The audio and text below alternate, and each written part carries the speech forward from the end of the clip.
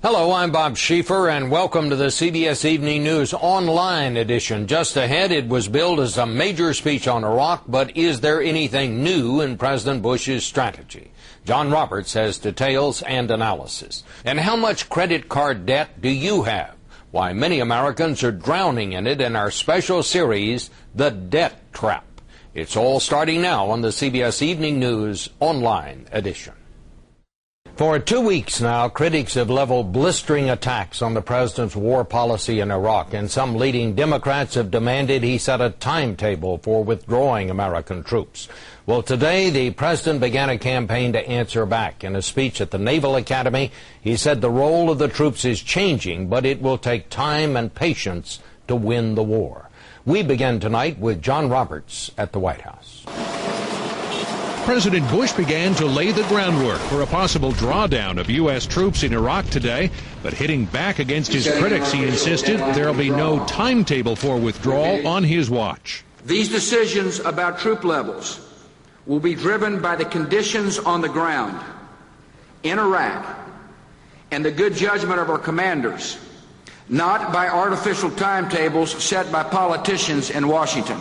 Against the backdrop planned for victory, the president went into much greater detail about the training and readiness of those Iraqi forces, claiming 40 Iraqi combat battalions are now taking the lead in joint operations with coalition troops, while 80 others are capable of support operations.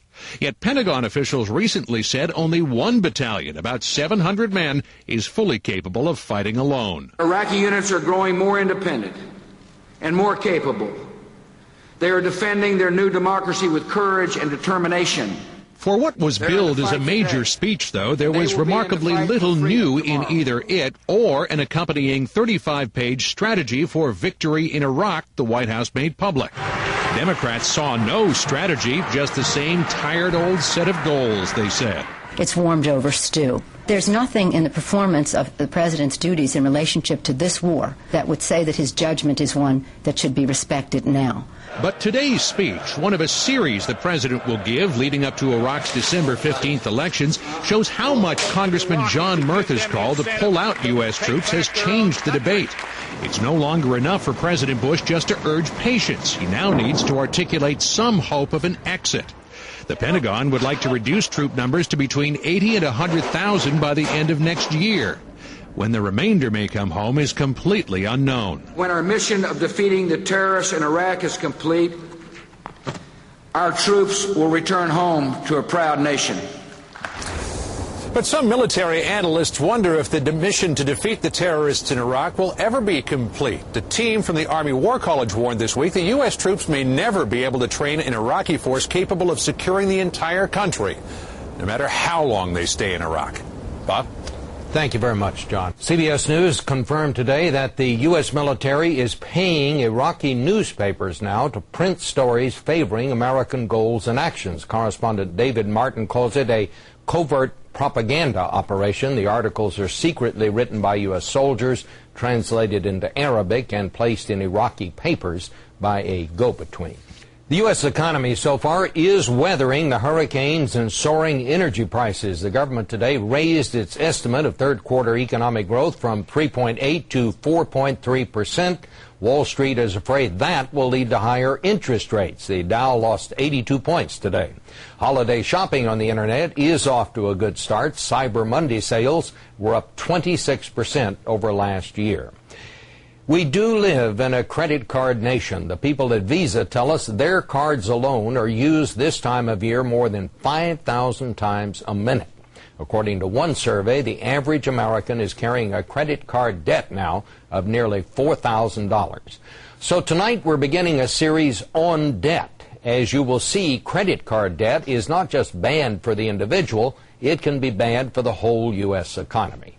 Here's Trish Regan.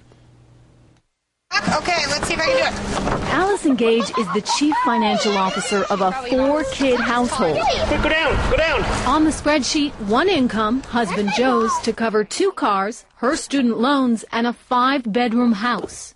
This is about double the size of our other house, so our mortgage. Bigger mortgage? Yep, about double the size of the mortgage. With a bigger mortgage, this CFO had some cash flow problems and did what a lot of people do. Started using credit cards for everyday purchases. How would you characterize your spending? Well, I mean, carefree. Yeah, I was going to say we could be more careful. Go to Target, you know, while we're there. Oh, get some throw pillows for the couch. I would rather live more in the future than not give my kids some of the things, whether it's a vacation each year or if they want something, you know, at Christmas. And their credit card's outstanding balance? It was just getting bigger and bigger and bigger. And the Gages are certainly not alone. The nation's outstanding credit card debt was $273 billion in 1992. It's more than $800 billion today. Just call us the credit card nation. Our motto used to be save for a rainy day. Now it's borrow today, pay back whenever. I like to call it the just do it culture of people that have to have it now. They worry about the cost of paying for it later. Bob Manning, professor of finance at Rochester Institute of Technology, has new research on how Americans live with debt. The most surprising thing, people really aren't that bothered by it. That we plan financially about how much better things will be 5 or 10 years later. Pure optimism. Pure optimism. But some analysts worry that optimism may be misplaced. Interest rates are rising, putting consumers in a credit crunch. Americans are going to find themselves unable to pay their bills in a year or two, even though they haven't taken on any new loans. It's simply the added cost of the higher interest rates on their borrowings. That's not just a problem for the credit card holder. Economists worry it could put a strain on spending nationwide. Americans are going to have to reduce their standard of living, which is really bad news for the economy.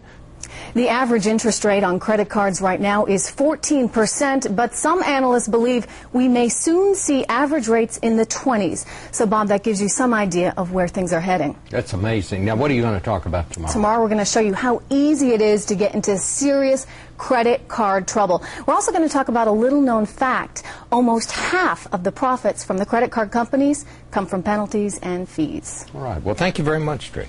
More stories are just a click away, but don't forget to join me on television for the on-air edition of the CBS Evening News. On Thursday's broadcast, you'll meet 2 servicemen who were badly injured in Iraq, but don't think they are letting their injuries stop them.